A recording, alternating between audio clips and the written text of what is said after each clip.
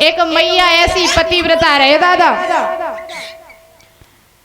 एक मैया की शादी भैया के साथ में, भाई व्यक्ति के साथ में, और वो मैया जो थी दादा वो कालिंदा मैया की बड़ी पूजा करती थी।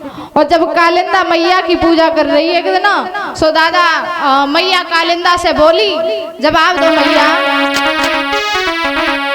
कि जय जय मैया कालिंदा, मर जाए सासु मेरी नंदा।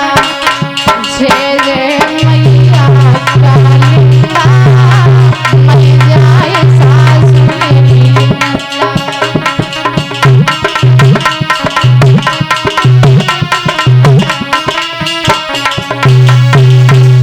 आंगन में बैठी बैठी पूजा कर रही, जवाब दे रही, जय जय मैया कालिंदा, मर जाए सास मेरी नंदा। पति देव हल चलाए के आए, सो महाराज बैल तो द्वारे ही बांधे और गैलरी में पहुंचे, सो पत्नी वो पूजा कर रही, जय जय मैया कालिंदा, मर जाए सास मेरी नंदा। गैलरी से पति देव ने सुनी, जवाब दो अच्छा, हमारी अम्मा को हमारी बहन को मार रही है, कोई बात ना।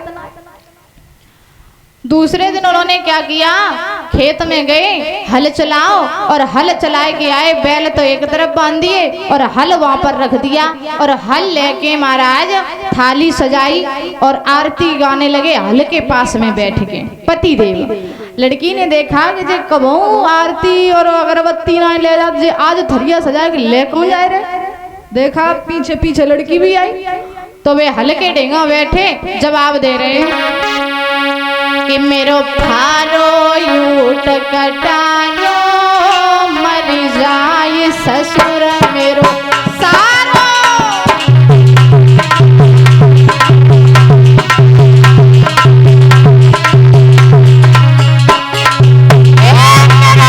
फारो यूट कटारो, मर जाए ससुर मेरो सारो।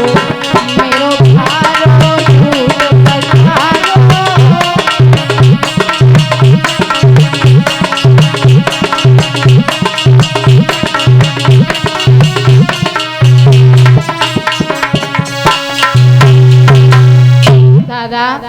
जवाब दियो, मेरो फारो ऊट कटारो, मर जाए ससुर मेरो सारो।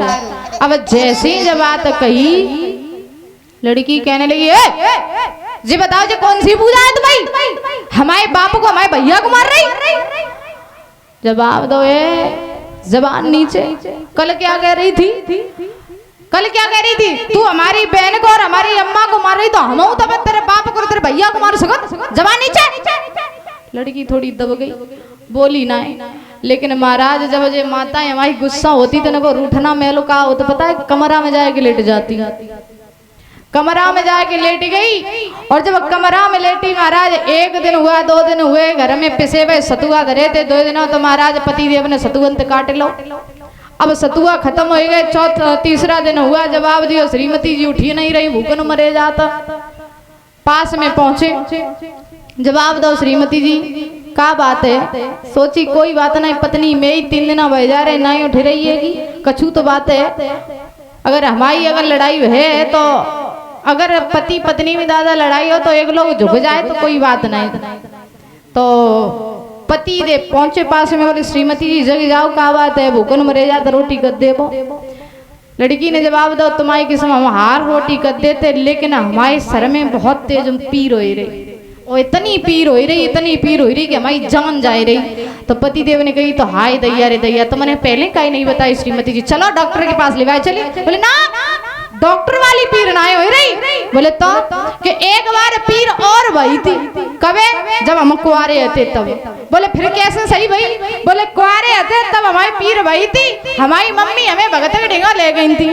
बोले भगत ने कहा कही, जवाब दो, भगत ने जब कही थी कि बिटिया आवे तो हम पीर बंद करें दे रहे, लेकिन हाँ फिर कहूँ तुम्हारे पीर हो तो तुम अपने पति देव की जाने यहाँ जाके संगे तुम्हारी शादी हो, तो तुम अपने पति देव की मूछ मड़वाई दी, तुम्हारी अपने आप पीर बंद हो जाए। पति देव सोचने लगे कोई बात ना, पत्नी हमारी अगर मूछ मुड़वाए दी तो मूछ पे फिर जमी, और जे मरी गई तो घर भी गज्जे लड़ेगा, बच्चा कहाँ जाइए, कोई बात ना। पति देव गए, महाराज ब्लेट लिया, मूछ मड़वाए दे। अब जैसे ही मूछ मुड़ाए के आए, श्रीमती जी से कही, श्रीमती जी दर्द बंद है? देखो मूछ मुड़ाए आए। जैसी मूछ मुड़ी वही देखी, मन ही मन में लड्डू फूट गए। जवाब दो, तुम्हारी किस्म करे खात महाराज पीर का, जत्ते पीर चली गई जब मान लिया कांटों से निकलेगी, कब होती है ना पीर। बोले कोई बात नहीं, तो खाना बना। अब खाना बनाए वे काजे उठी।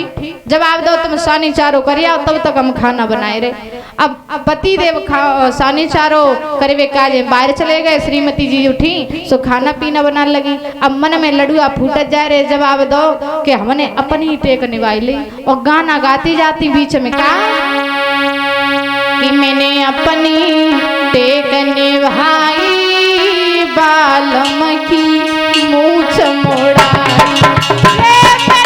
अपनी टेक निभाई, सजना की मूछ मुड़ाई।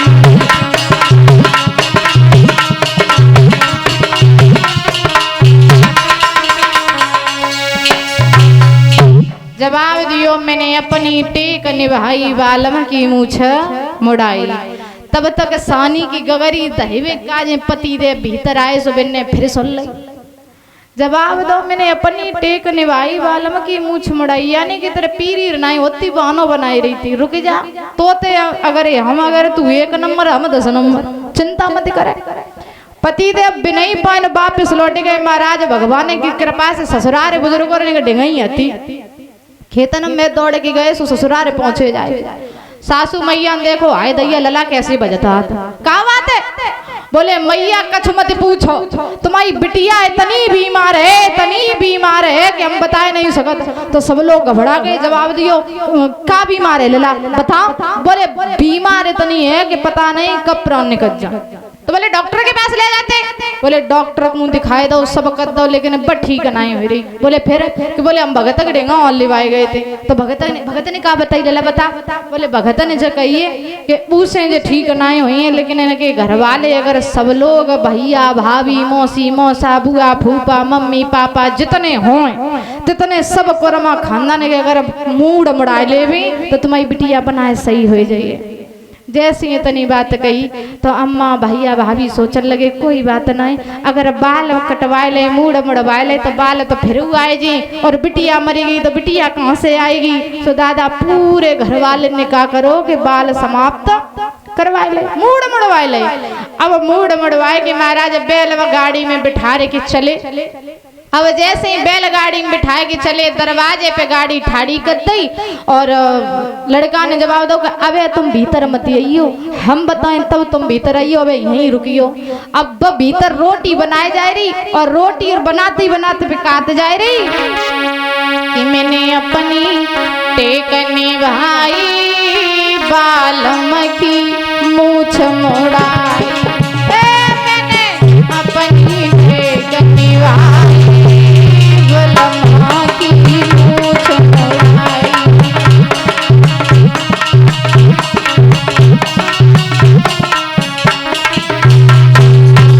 पति देव ने पीछे से आवाज लगाई, है श्रीमती जी क्या कह रही हो?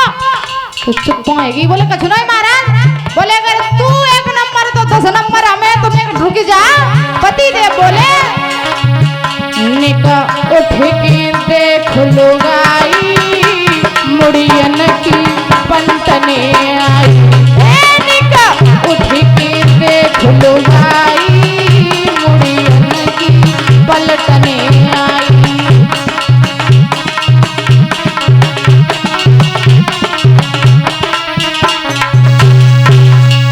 दादा ऐसी ऐसी पतिव्रताएं हमने देखी हैं कि अपनी टेक निभावे के लिए पता नहीं का करवाए देवे हैं।